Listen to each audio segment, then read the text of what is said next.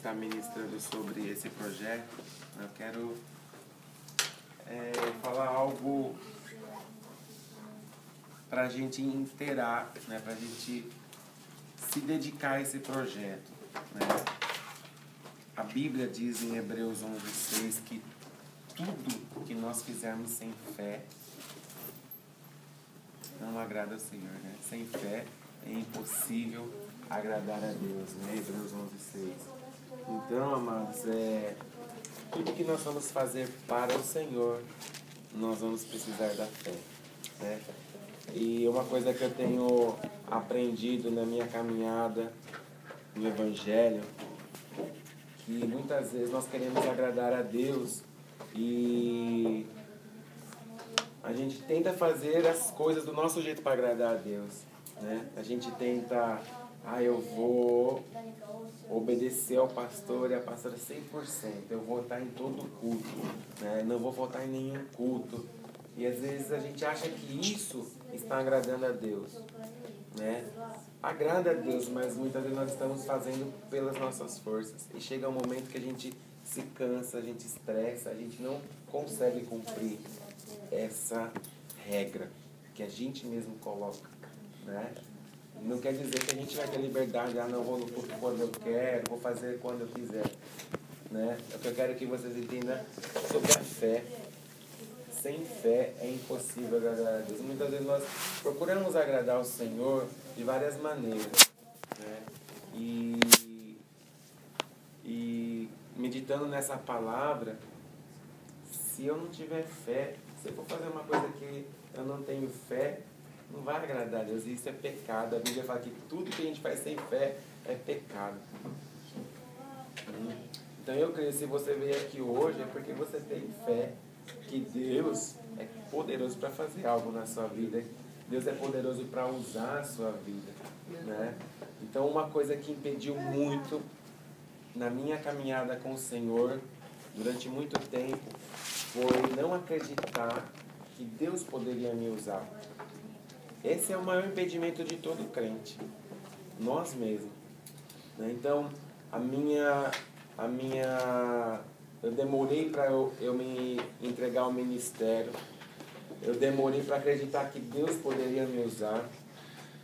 Eu demorei para acreditar que eu poderia fazer alguma coisa para o Senhor. Então o maior problema era eu mesmo.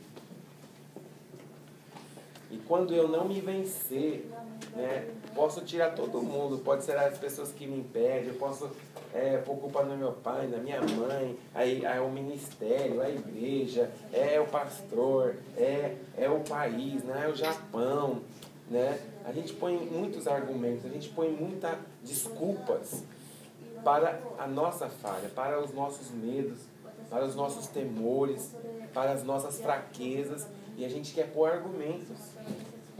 A gente quer pôr a culpa em alguém, a gente tem que achar algum culpado, né?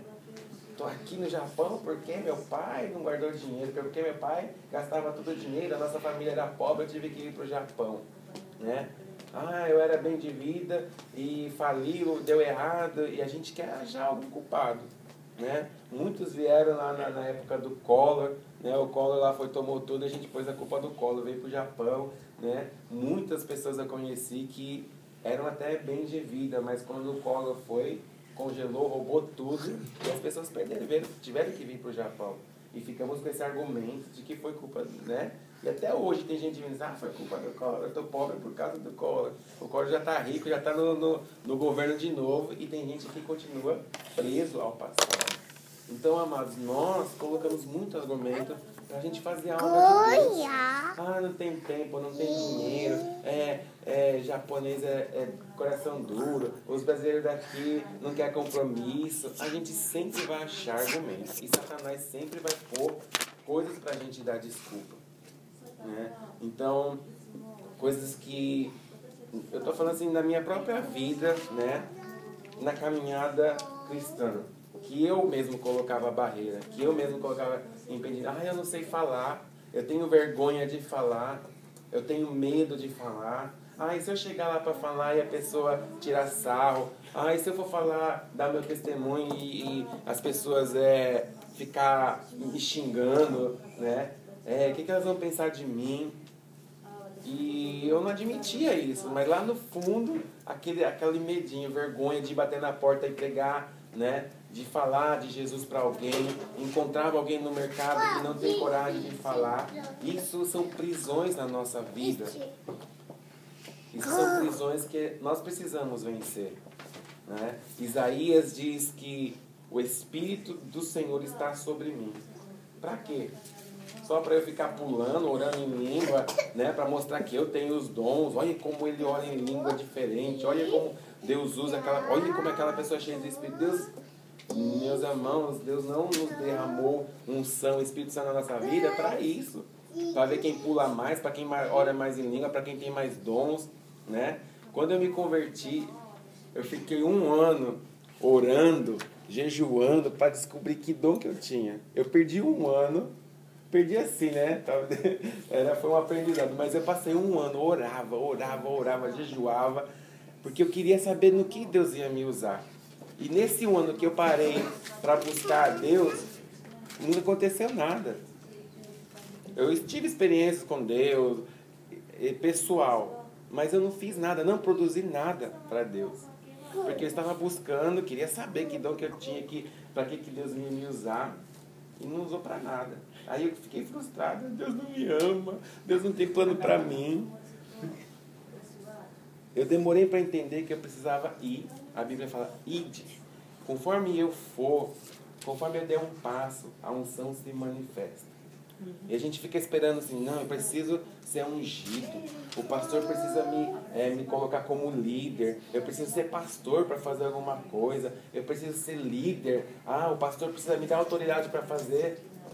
A autoridade só vem quando eu começar a fazer.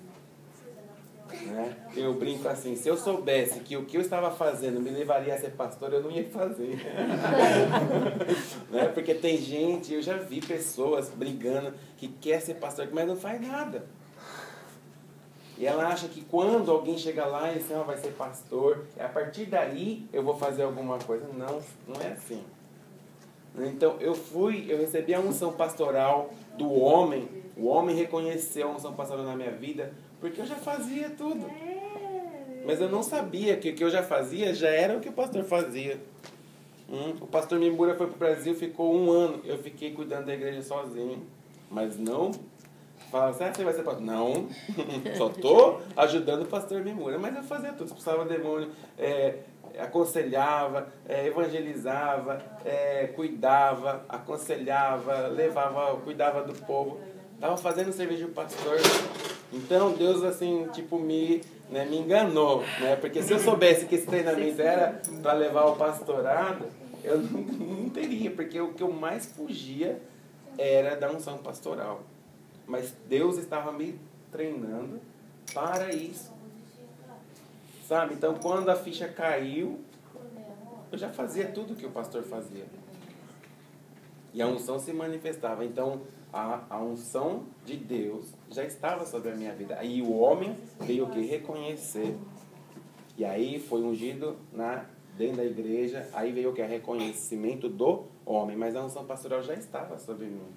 E eu não aceitava. Por quê? Os medos, as prisões, né? Os traumas, a insegurança.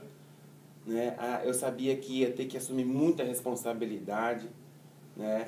É aquele versículo que diz que o pastor zela pelas ovelhas como se ele próprio vai dar conta a Deus das almas. Esse versículo me dá muito temor, porque eu vou dar conta das ovelhas diante de Deus. Então a gente que não gosta de assumir responsabilidade foge de responsabilidade, foge de cargo, foge de tudo, porque não queremos o quê? Sair do nosso comodismo. Então, por que eu estou falando isso? Para a gente entrar nesse projeto, é um projeto muito simples. É uma coisa muito simples que o Senhor mandou a gente fazer, e pregar o Evangelho. Só que por causa das nossas prisões, os traumas do passado, né? É tanta coisa negativa na nossa vida, que quando a gente vai fazer algo tão maravilhoso para Deus, a gente não se acha capaz, porque é tão fácil, é tão simples, mas porque nós somos tão confusos, somos tantas prisões, tantos traumas, tantas experiências passadas ruins que nos prende.